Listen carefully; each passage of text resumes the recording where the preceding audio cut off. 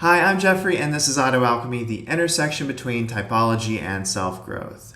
And this is a milkshake, intended to bring the boys to this yard.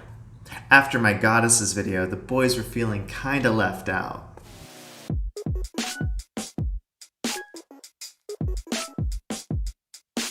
Alright everyone, welcome back to the channel. This video is going to be an overview/review of the book Gods in Everyman by Jean Shinoda Bolen. A few videos back, I reviewed Bolen's prequel book, Goddesses in Every Woman, and if you want all the details, you can check out that video, but here's a quick refresher. Basically, Bolen is a thinker who fuses feminist ideas with a Jungian framework, and she does it in a way that I find especially refreshing. Both of these books try to take the archaic, archetypal modes of human experience and link those up with the Olympians of Greek mythology. The basic idea is that you can actually learn a lot more about your own gifts and your particular challenges in life by finding yourself reflected in the Olympian stories. Understanding the various gods can actually help you see yourself more clearly, but it can also help you see the people in your life more clearly. And that's also worth something.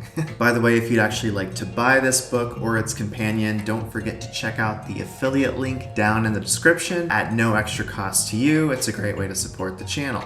Anyway, let's dive into it. Before we can take a proper look at the gods themselves, we need to examine the Procrustean Bed. Procrustes of Attica is considered by some to be the first ever serial killer.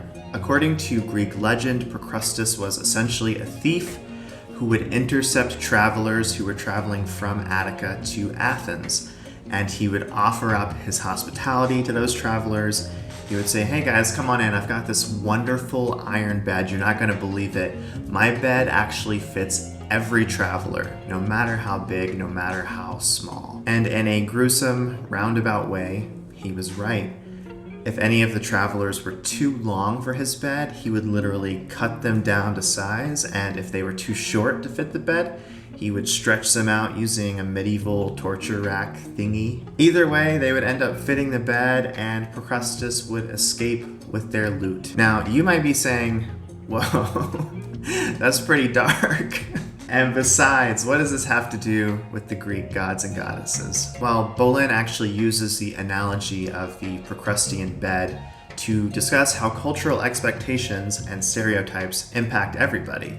So some stereotypes might stretch us to fit certain ideals or force us to reject certain pieces of who we are. For example, some people are just lucky enough to just so happen to match up with the ideal of masculinity that they're learning from their culture or from their family. But for other people who don't quite match up, that conformity can actually be agonizing. It can be harmful. Some daughters may feel a pressure to follow the same path as their mothers, and some fathers might pin all of their unlived hopes and dreams onto their son. And speaking of dear old dad, I think it's time we turn to the father gods. In Hesiod's Theogony, we get one account of where the heck all of these gods and goddesses came from. In brief, in the beginning was chaos, then came Gaia, Tartarus, and Eros. Then came Uranus, who mated with Gaia to produce the 12 Titans. Uranus resented his children and plotted to destroy them, but he was defeated by his son Kronos. Kronos became the top dog, and he and Rhea birthed the first generation Olympians. Then, history repeated itself. We had more paternal resentment and family conflict, followed by Zeus defeating Kronos and the other Titans. Finally, Zeus and his brothers divided up the universe between them, with Zeus getting the sky, Poseidon getting the sea, and Hades getting the underworld. Zeus was a god of lightning and a master of the mind and of willpower. Symbolically, he was often linked to the eagle. As the CEO of Olympus, he's the dominant father archetype in our culture of endless industry and enterprise. If this archetype is active within you, then you're likely drawn to positions of power. Maybe you like to think of life in terms of consolidating your control over the realm. I know that's way too Game of Thrones-like, but some people think that way. I can think of a few of them myself. And those people would do well to remember that the king can actually learn a lot from the fool with his humble vulnerability. In any case, if you want to cultivate more of Zeus's positive attributes, you could try to take on a leadership position in your community. You could focus on developing long-term plans for yourself as well as for others. And you could try to step away from the tumultuous nature of your body a little bit and try to get that Olympian overhead view that Zeus had. Speaking of turbulence, let's move on to Poseidon. Poseidon ruled over the turbulent waters of the ocean with his trident in hand. In some ways, he actually represents the shadow side of the Zeus archetype. He's all of the emotion and instinctual power that gets repressed in favor of Zeus's more disembodied viewpoint. If you relate to this particular archetype, you might actually feel too emotional sometimes to actually participate in the world. More positively, you may function like a psychological scuba diver with a unique understanding of the emotional depths of yourself as well as other people around you. Creative expression can be a good way to safely cultivate aspects of the Poseidon archetype, giving a container to those raw emotions. Now let's talk Hades. Hades occupied the underworld, the realm of mysterious patterns and the collective unconscious itself. Hades is another archetype that's somewhat discarded in our Zeus-oriented world. With his cap of invisibility, Hades was something of a loner, very rarely leaving the underworld to engage with mortals. If this archetype is active within you, you may consider your inner world of ideas, insights, intuitions to be way more real than the world out there. If you want to cultivate the more positive parts of Hades, consider confronting the unconscious. Maybe look into dream work or the Jungian practice of active imagination. Not to get too morbid, but you could maybe even meditate on death like certain Buddhist monks do. Now, with the fathers out of the way, we can turn our attention to the sons. Sons are actually divided into 3 different categories. There are the favored sons, Apollo and Hermes, who both happen to fit right into Zeus's sky-oriented world.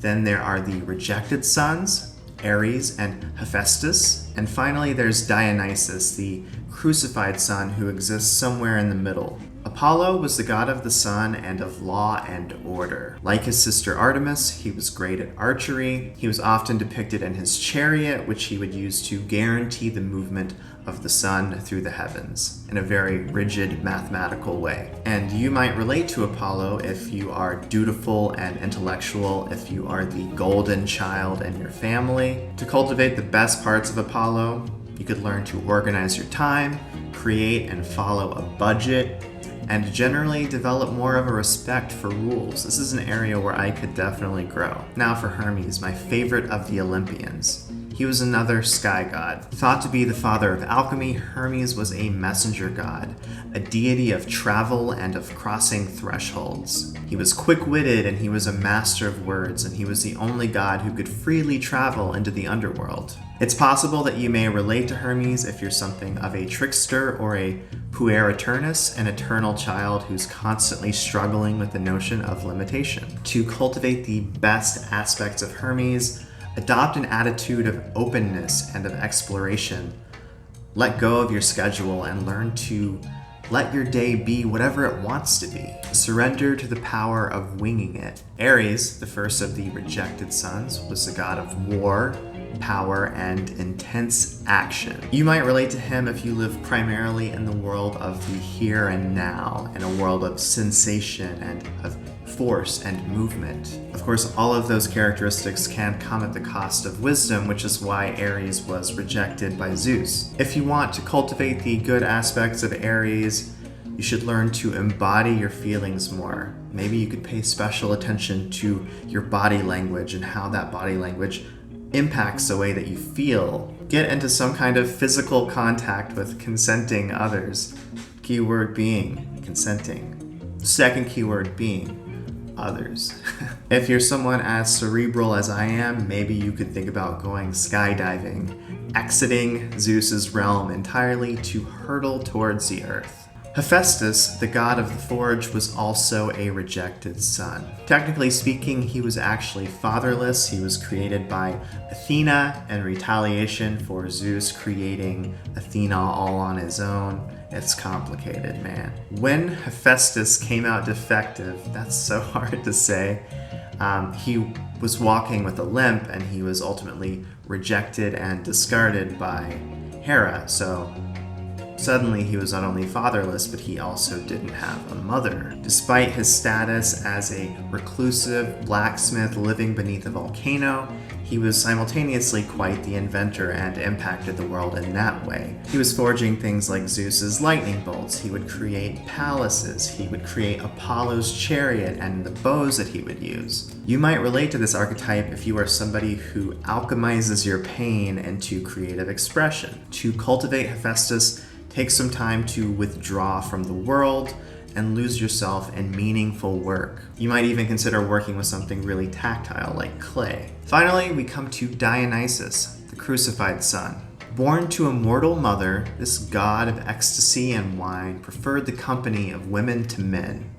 He could be found in nature having frenzied celebrations. Interestingly enough, Dionysus activated the maternal energy within Zeus. When Dionysus was born, he was actually too small to survive, so in order to protect him, Zeus actually sewed him shut inside Zeus's thigh, creating this secondary womb for the little god. To cultivate Dionysus, you might want to activate your inner rock star. Learn to let a little madness in, stop living your life by the clock, stop approaching your problems in terms of techniques and methods. For once in your life, let yourself act impulsively, instinctively, wildly, but if you get in trouble, if you get arrested, you cannot blame it on me, okay? So anyway, that covers all the gods, or does it?